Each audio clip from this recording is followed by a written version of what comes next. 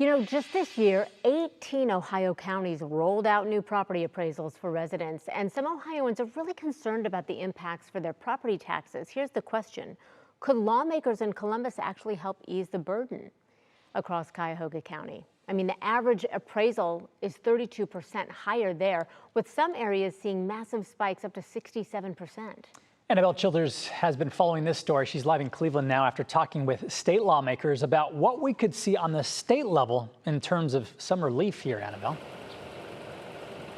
Hey guys, I wish I had immediate good news on that front, but today when I spoke with those lawmakers, one a Republican and one a Democrat, they both agreed, yes, the property tax issue is a big problem, but they say they're frustrated that there has not been comprehensive action to address it.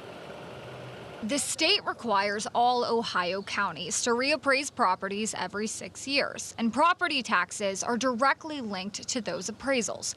We talked with struggling Garfield Heights residents who are worried they will be taxed out of their homes. But Cuyahoga County officials say any change in how the property tax system works has to come down from the state legislature.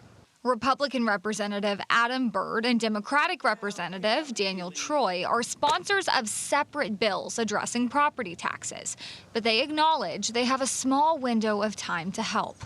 It's our duty as members of the General Assembly to do something on this issue, and thus far we haven't. And I'm not happy about that, as you can sense probably from my voice. And I'm hopeful, but I'm somewhat frustrated because, we can't seem to, in some cases, get away from the culture wars in terms of the issues we debate in Columbus and really start to roll up our sleeves and do something about Ohio's property tax system. Newly adjusted property taxes for this year will be due in early 2025.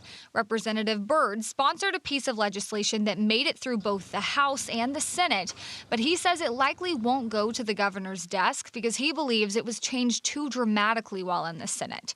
Representative Troy is sponsoring a bill to increase the homestead exemption for Ohioans. That would provide relief for low-income seniors, but that is in the early stages, making its way through the House.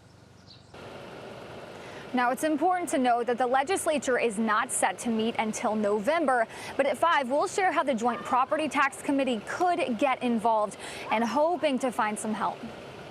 A lot of people interested in this one. Annabelle, thanks.